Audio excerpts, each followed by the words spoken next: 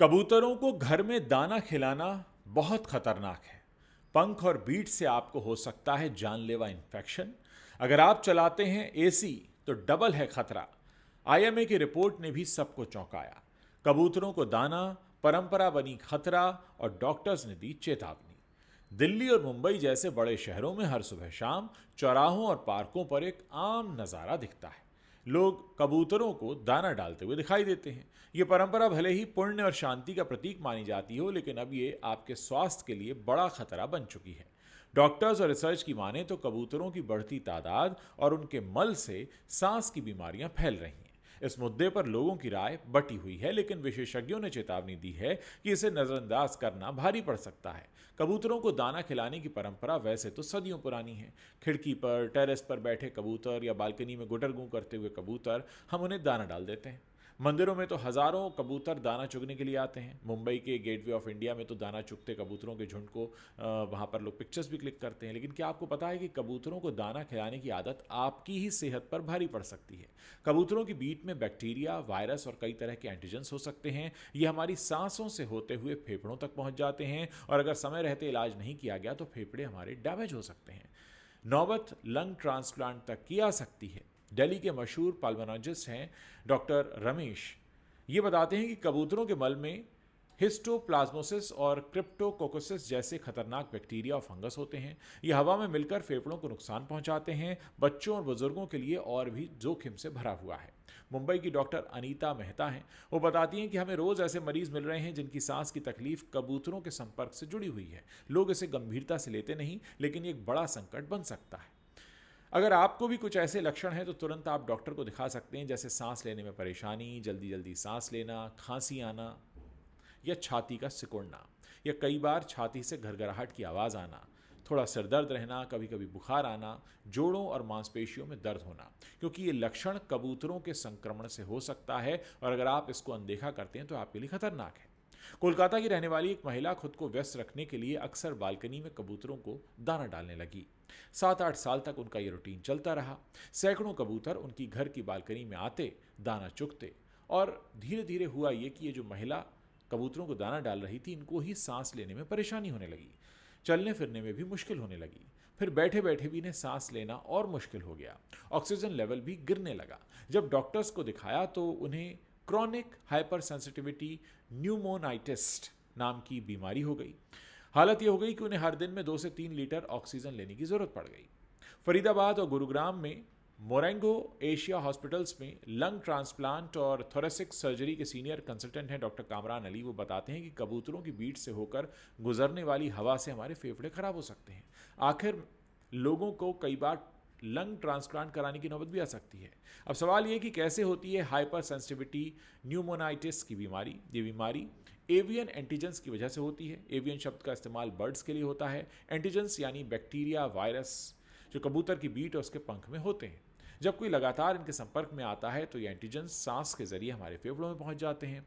Bacteria, virus और dust के जरिए ये फेफड़ों में इन्फेक्शन कर देते हैं। इससे लंग टिश्यूज भी डैमेज होने लगते हैं और एयरवेज को भी हमारा नुकसान पहुंचता है।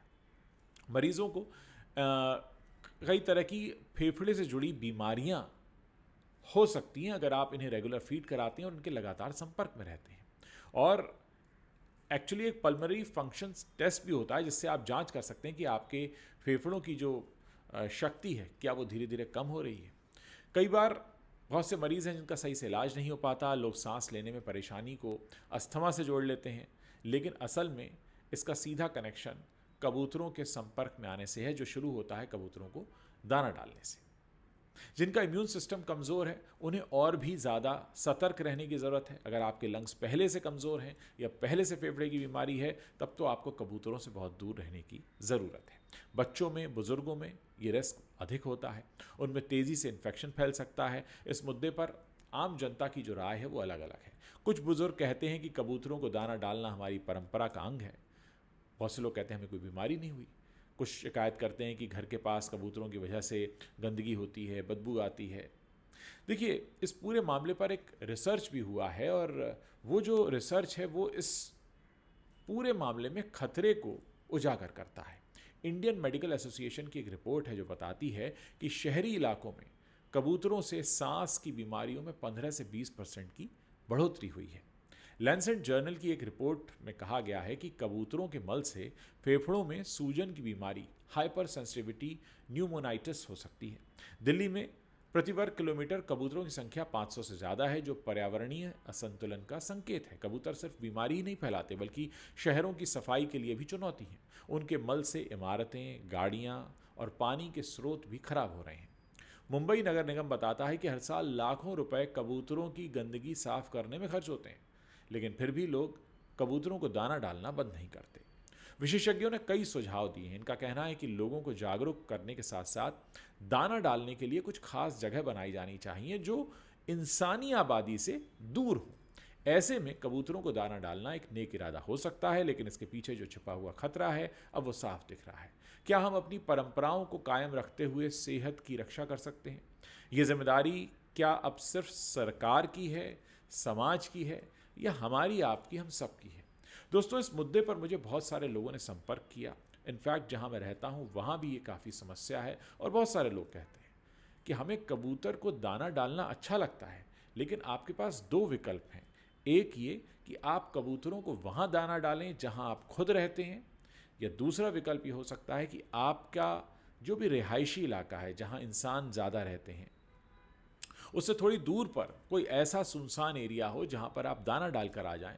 पक्षियों की भी सेवा हो जाएगी और आपको बीमारी भी नहीं लगेगी।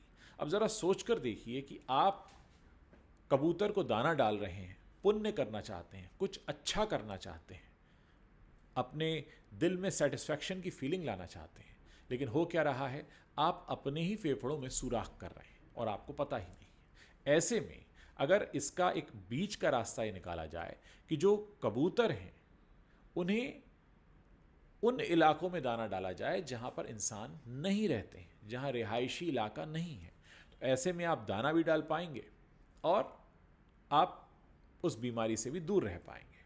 कुछ लोगों का ये भी कहना है कि क्योंकि दाना इतनी आसानी से सुलभ हो जाता है, ऐसे में जो प्रजनन क्षमता है कबूतरों की वो बढ़ जाती है और इसकी वजह से इनकी आबादी बढ़ी है। जैसे मैंने आपको दिल्ली का एग्जाम्पल दिया, प्रति वर्ग किलोमीटर करीब 500, यानी एक स्क्वायर किलोमीटर में, यानी एक वर्ग किलोमीटर में 500 कबूतर हैं। आप सोचिए, जब 500 कबूतर हैं तो जाहिर है उनके पंख भी होंगे, वो मल त्याग भी करेंगे, उनसे हवा टच भी होगी और वही टच हुई हवा सांस लेते हुए आपके शरीर के अंदर भी जाएगी और आपके शरीर के अंदर जाने के बाद वो आपके फेफड़ों को नुकसान भी पहुंचाएगी। ऐसे में क्योंकि अब विज्ञान विकसित है, हमारे पास तमाम ऐसे टेक्नोलॉजी है जिससे हम पता कर सकते हैं कि हमारी बीमारी के कारण क्या हैं, तो क्या ये ज़रूरी नहीं कि हम कबूतरों से खुद को दूर करें? यहाँ किसी को नुकसान पहुंचाने की बात नहीं है, बल्कि स्वयं की रक्षा की बात हो रही है। उम्मीद है इस वीडियो के ज़रिए जो मेरा मैसेज है उसे समझने में आप सक्षम होंगे, और अगर आपको ये वीडियो पसंद आए तो आप इसे अपने आसपास के लोगों के साथ शेयर कर सकते हैं, उन्हें बता सकते हैं कि जहाँ पर भी ऐसी जगह फीड किया जा रहा है कबूतरों को जहाँ बहुत सारे लोग एक साथ रहते हैं, तो ये उन सभी लोगों के लिए नुकसान देने वाला हो सकता है। इस वीडियो की गंभीरता को समझिए, इसे शेयर कीजिए, और आप अपनी जो भी राय रखते हैं वो राय इस वीडियो के नीचे कमेंट सेक्शन है, वहाँ लिखना मत भूलिएगा।